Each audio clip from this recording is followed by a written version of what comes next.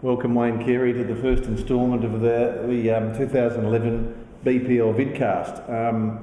New season about 3 days away, plenty to talk about. The off-season has seen all sorts of off-field issues, drama, controversy, some of which have involved someone you know quite well, Ricky Nixon, but we won't touch on that. Let's just talk about the season proper. First of all, Collingwood. Thanks for that, Charlie. Yeah, welcome, great to see you again. Thanks, mate. The Pies, can they go back to back?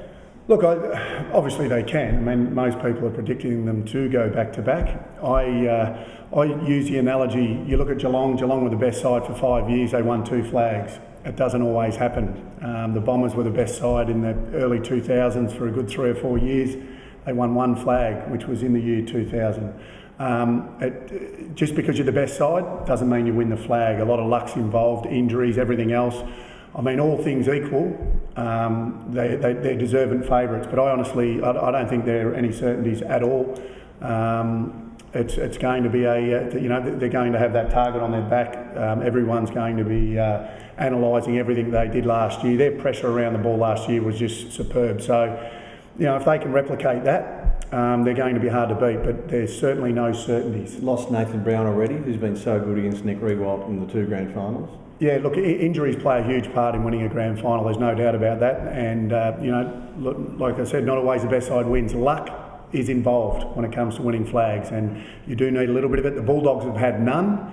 They went into the finals last year, limped into about the last 3 or 4 rounds, missing some of their key players. And for that reason, I picked the Bulldogs. I think the Bulldogs will be a bit of a force this year if they have a little bit of luck. So Bulldogs are danger for the Pies, and anyone else? Oh look, I think the Saints are certainly still going to be a force to be reckoned with. Let's be honest, if the ball bounced half a metre the other way, Stephen Milne kicks that goal, St Kilda are premiers, Collingwood aren't. So, they're a resilient team. They've had a little bit going on off the ground, but I rate St Kilda very highly. I like the way they go about it. They're a tough team to beat, and I think they'll be around the mark. You've always had a soft spot for the Saints, haven't you? I wouldn't say that. I've got a soft spot for only one side, and that's the Kangaroos. How do you think that all that off-field drama, which you alluded to, will affect them, if at all? Will it galvanise them? I think it does. I think it does galvanise them. I think they, and they've got through it quite well. I think their pre-season was solid, and they've got everyone fit and firing. The hurt of losing, it's a few grand finals now. They will, they'll be trying their best, obviously, like everyone will be. But I think they'll be resilient. Like the Bulldogs, there's a lot of talk about the Bulldogs playing in 3 preliminary finals in a row. Have they missed that opportunity? Well, the Kangaroos in the 90s played in 3 in a row and then won one on their 4th go, and ended up playing in another 3 preliminary finals after that. So you can certainly sustain it over a long period. It doesn't mean just because you've played in 3 in a row you're going to miss the boat. Fremantle emerged from the ruck last year and surprised a lot of people, including us, I think. I don't think we had them in the 8. Do you imagine someone will do a similar thing this year? I don't know. Who did I say, Charlie? I think you like Adelaide, don't you? I think I did. I liked Adelaide. I also think the Kangaroos are an interesting one. They've been around that 9th for a couple of years now. They've got some real talent, so I think they might slip into the 8. But you're right, I think Adelaide, who a lot of people over the last couple of years have tipped them to finish quite high, they haven't done that. I think they might be the big improver, and they might come into the 8, and maybe Fremantle fall out. And once again, this is all determined on a little bit of luck. And conversely, the flip side of the coin, who do you imagine might fall away a bit this year? Which team? Probably Sydney.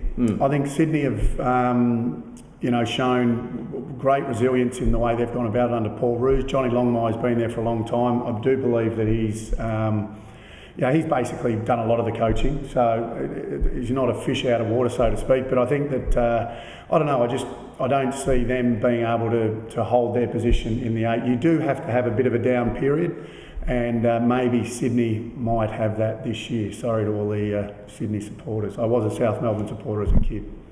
You had Stevie Wright's number on your back, didn't you? Stevie Wright, number 26. He was a great little player. Just on that issue of teams falling away, it seems to be an even season, apart from Collingwood, in terms of what the experts, and I use that term advisedly, think will happen this year. Tim Lane has picked Geelong, for example, to finish out of the 8, yet someone in the Sunday Age magazine at the weekend, I think it was Gary Lyon, I hope I'm right in saying that, picked them to win the flag. So you've got a massive difference in... Yeah, there is, and that's what's great about the AFL over the last so many years. Is it does throw up the Smokies. We saw Fremantle. Fremantle were in the top 4 for most of last year, and it was only because of injury that they then fell out of that top 4. So, it is going to be full of surprises. I think Geelong, may be a surprise packet. Geelong are capable, I think, of still finishing top 4. I think I've picked them in my top 8. Can they win it? I certainly still think they can. Where Geelong, the big Tommy, Hawkins. Big Tommy Hawkins and Cam Mooney are really the keys for them. I mean, if they can get Cam Mooney get a good year out of himself and Hawkins step up, then all of a sudden they've got some avenues to go. Podgy Adley's obviously, had not a bad year last year, not so great away from home. So they've got some issues up forward. Their reliance on their midfield and their smaller forwards in Stevie Johnson, I think, is great. But once again, they have a little bit of luck with injury. The Catters could be around the mark, no doubt, as would probably the Hawks. Let me throw a few clubs at you, just for your reaction. A lot of people are talking about the Hawks as being a big improver and perhaps a threat to Collingwood. They've got a good record against the Pies. What do you think of their chances? Once again, another one that could certainly give it a shake. There's a lot of talk about Buddy Franklin having the best pre-season he's had. Hodge, they've got a quality list, but in saying that, we've been saying that ever since they won the flag, and they really haven't shown the talent that we thought they had. I remember Jason Dunstall saying a few years ago that he didn't want them to win a flag prematurely because this might happen to them, and it has happened to them in some ways. Maybe that flag was premature. Doesn't matter. They've got it now, but they really have to head down, bum up, so to speak. And if they do that and they work hard as they did in that year they won the flag, then they are certainly capable. They have the talent. They have the big forward in Buddy Franklin. Roughhead, super important. Roughhead has a big year. Buddy has an even better year. Hodge has a big one. They've got the talent there to really push the best. St Kilda, a lot of people think that their premiership window might have shut in the vernacular, slammed shut, worried about the toll taken by what's happened in the off-season and how divisive that will be for the playing group. You obviously think there's still a big chance. Yeah, similar to that of the Bulldogs, you keep going to the well, eventually you'll get a drink. And the Bulldogs, 3 preliminary finals, St Kilda have gone all the way. Like I said, half a metre bounce of the ball, they win a flag. I think they're right in it, and I think you'll see the Saints be in the top 3. I don't think they'll go out of the top 3 for the year. That's how confident I am about the Saints. Don't let me down. Yeah. I think they'll be very good. James Hird, someone you played a fair bit against, takes over at Essendon this year for his first season in charge.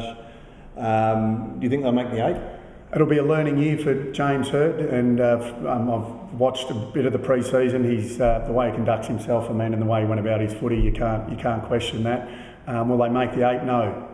I don't think they will. I don't think they're good enough. No. I don't think they're good enough to make the 8, but it'll be a learning year for James, and they'll be better for it the year after and the year after that. Anything else you're particularly looking forward to this year? There's a few emerging stars you would imagine at Gold Coast, for example. Yeah, look, Swallow. I think young Swallow. I think he's shown that. David Swallow. He could be anything. There's talk. There's talk he could win the Brownlow. I think someone had a bet on him winning the Brownlow medal, which will be hard when they don't win a game.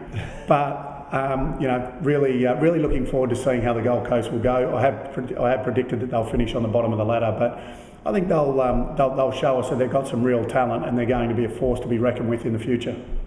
Wayne, Carey, thanks for your predictions. I'm sure the last year I remember they were significantly better than mine. So any punters interested, have a listen to this guy. He's normally pretty good. I look forward to chatting during the year, and thanks for appearing. Thanks, Charlie. Cheers, mate.